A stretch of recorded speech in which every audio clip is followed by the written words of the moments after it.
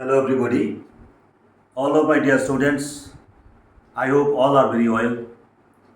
তো আজকে আমরা দশম শ্রেণীর জীববিদ্যার ক্লাসের একটা নতুন অধ্যায় শুরু করছি। তা আমরা জানি উত্তেজনা অর্থাৎ ইরিটেবিলিটি এবং এই উত্তেজনা সাড়া দেওয়া জীবের একটা বিশেষ ধর্ম।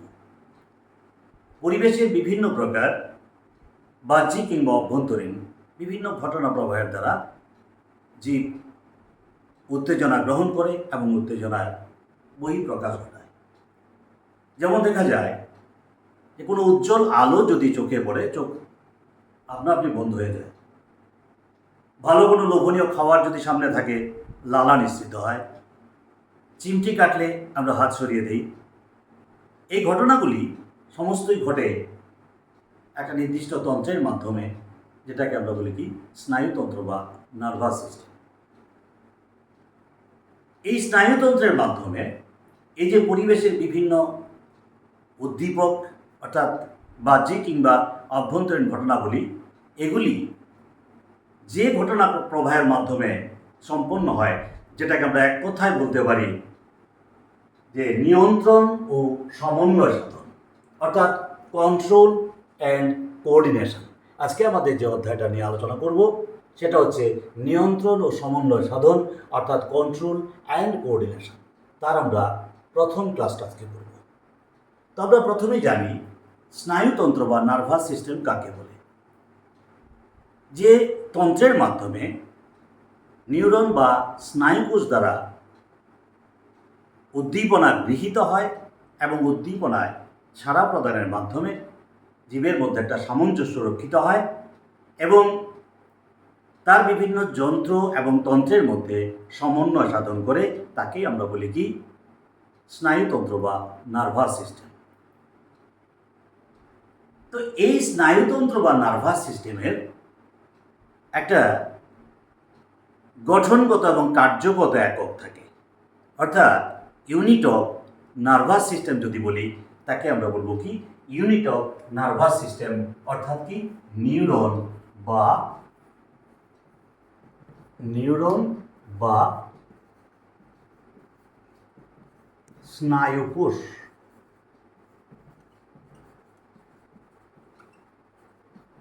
এটা হলো কি the structural and functional unit of nervous system is called neuron. অর্থাৎ জীবদেহের গঠনগত এবং কার্যগত যে একক তাকে আমরা বলি কি এক কথায় নিউরন। এই পাশে আমরা একটা নিউরনের সুন্দর ছবি দেখিয়েছি। তো এই নিউরনের প্রধান দুইটা অংশ থাকে। নাম্বার ওয়ান কি থাকে, কোষ দেহ বা সেল বডি। দুই নম্বর থাকে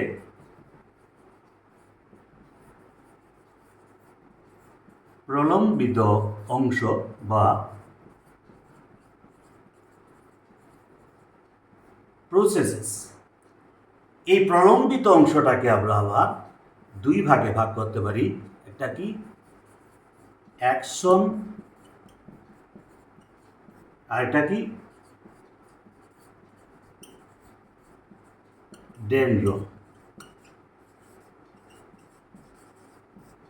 তাহলে কি বুঝলাম মূলত আমরা এই নিউরন বা স্নায়ুকোষটাকে আমরা দুই ভাগে ভাগ করি, একটা কোষ দেহ বা সেল বডি, আর একটা প্রলম্বিত অংশ বা প্রসেসেস, যার মধ্যে দুইটা অংশ থাকে অ্যাকশন ও ডেনড্রন।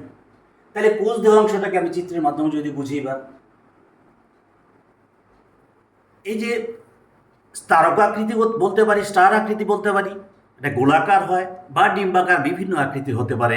এই অংশটাকে আমরা এক কথায় বলি কি কোষ দেহ বা সেল বডি, যার মধ্যে দেখো একটা বড় নিউক্লিয়াস থাকবে, যার মধ্যে মাইটোকন্ড্রিয়া থাকবে, যার মধ্যে গোলগি বডি থাকবে, যার ভেতরে পুরোটা অংশ সাইটোপ্লাজম জুড়ে থাকবে।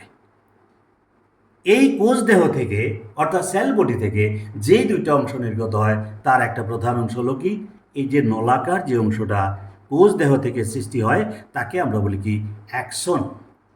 এই কোষ দেহ থেকে অ্যাকশন সৃষ্টির যে প্রথম অংশটা দেখতে একটা ফানাল আকৃতির মতন, এই অংশটাকে আমরা বলি কি অ্যাকশন হিল বা অ্যাকশন হিলক।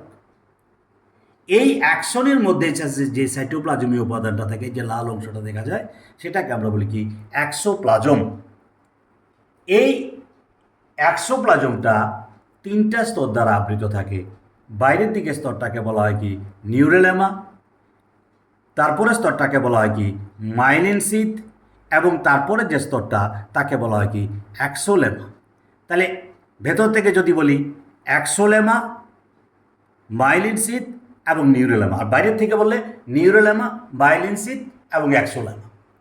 এবার আমরা লক্ষ্য করলে দেখব চিত্রেতে যে মাঝে মাঝে দেখা যায় যে এই যে মাইলিন শীথ অংশটা, অর্থাৎ ভিতরের যে অংশটা, সেটা মাঝে মাঝে ড্রপ পেয়ে, অর্থাৎ থাকে না মাঝে মাঝে, যার ফলে একটা পর্ব বা খাঁজের সৃষ্টি হয়, যেটাকে আমরা বলি নোড অফ রেনভিয়ার বা রেনভিয়ারের পর্ব বলি। আবার দেখা যায় মাইলিন শীথ এবং নিউরেলামার মাঝখানে নিউক্লিয়াস যুক্ত একটা গোলাকার কোষ থাকে, যেগুলিকে আমরা বলি কি কোষ বলি, যে সোয়ান কোষ বলি। এই যে গোলাকার কোষগুলিকে আমরা কি বলি সোয়ান কোষ। ঠিক আছে, এই অ্যাকশনের শেষ প্রান্তটা শাখা প্রশাখা যুক্ত হয়ে একটা ব্রাশের আকৃতি ধারণ করে, যাকে আমরা বলি কি এন্ড ব্রাশ বা প্রান্ত বুরুষ। এটা হলো কি অ্যাকশনের বিভিন্ন অংশ। কোষ দেহ থেকে অপর যে অংশটি, অর্থাৎ শাখা প্রশাখা যুক্ত সরু যে অংশগুলি, তাকে আমরা বলি কি ডেনড্রন। এগুলি অসংখ্য শাখা প্রশাখা যুক্ত। এবার যদি বলি এই অ্যাকশন এবং ডেনড্রন এরা কি কাজ করে? এই অ্যাকশন ডেনড্রন কি করে? অন্য একটা নিউরন থেকে বা অন্য একটা স্নায়ুকোষ থেকে উদ্দীপনা গ্রহণ করে কোষ দেহে পৌঁছে দেয়। অ্যাকশন কি করে? এই কোষ দেহ থেকে এই উদ্দীপনা গ্রহণ করে অ্যাকশন অন্য একটা নিউরনে পৌঁছে দেয়।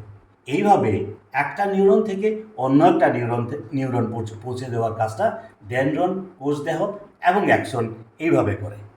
ঠিক আছে, এটা হলো অ্যাকশন এবং ডেনড্রনের কাজ। তাহলে একটা জিনিস পরিষ্কার, যে আমাদের এই যে নিউরন বা স্নায়ুকোষ, সেটা কি করে উদ্দীপনা প্রবাহের সাহায্য করে। তোমরা জেনে রাখবে যে এই নিউরন বা স্নায়ুকোষের সংখ্যা আমাদের দেহে কিন্তু অসংখ্য নিউরন বা স্নায়ুকোষ থাকে। যদি শুধু মস্তিষ্কের কথা বলি, আমাদের মস্তিষ্কের মধ্যে 10 কোটি নিউরন থাকে, শুধুমাত্র মস্তিষ্কের মধ্যে। এবং এই নিউরনের একটা বিশেষ ধর্ম কি, এই নিউরন বা স্নায়ুকোষটা বিভাজিত হয় না, তার কোনো ডিভিশন হয় না। সে যতটা কোষ নিয়ে জন্মগ্রহণ করি আমরা, ততটাই কোষ থাকে আমাদের, শুধুমাত্র তাদের মধ্যে ডেভেলপমেন্ট ঘটে। কেন বিভাজিত হয় না? তার মধ্যে কোনো রকম সক্রিয় সেন্ট্রোজোম থাকে না, যার ফলে এই নিউরন বা স্নায়ুকোষ বিভাজিত হয় না। ঠিক আছে, তো এই নিউরন বা স্নায়ুকোষটা আমরা আবার যদি এইভাবে মডেলের আকারেও দেখে রাখি, দেখো সুন্দর মডেলের মধ্যে আমরা যেটা দেখলাম, যে এই যে অংশটা, এটাকে আমরা বলি কি কোষ দেহ বা সেল বডি, এটাকে বলা হয় নিউক্লিয়াস। এদিকে মাইটোকন্ড্রিয়া থাকে, গোলগি বডি থাকে, সাইটোপ্লাজম থাকে। এখান থেকে নলাকার যে অংশটা সৃষ্টি হয়, সেটাকে আমরা বলি কি অ্যাকশন। অ্যাকশনের 3টা স্তর থাকে বললাম। বাইরের দিকে কি থাকে? নিউরেলেমা, মাইলিন শীথ, অ্যাক্সোলেমা। ভেতরের অংশটাকে আমরা কি বললাম? অ্যাক্সোপ্লাজম। শেষ প্রান্তে ব্রাশের মতো যে অংশটা, এটাকে আমরা বলি কি এন্ড ব্রাশ বা প্রান্ত বুরুষ। নিউরনের যে শাখা প্রশাখা যুক্ত অংশগুলি, সেগুলিকে বলা হয় কি dendron. What is neuron? Structural and functional unit of nervous system is called neuron. আজকে আমরা এতটুকুই বললাম। আমরা জানলাম যে নিউরন বা স্নায়ুকোষ বলতে কী বুঝো, এবং এই নিউরন বা স্নায়ুকোষের গঠন চিত্রের মাধ্যমে আমরা পরিষ্কার বুঝতে পারলাম। আজকে আমরা এখানে রাখছি। চিত্রটা তোমরা ভালো করে আঁকবে। আবারও বলছি, এই চ্যানেলটাকে সাবস্ক্রাইব করবে, লাইক করবে, শেয়ার করবে এবং কমেন্টসের মাধ্যমে জানাবে। সবাই ভালো থাকবে।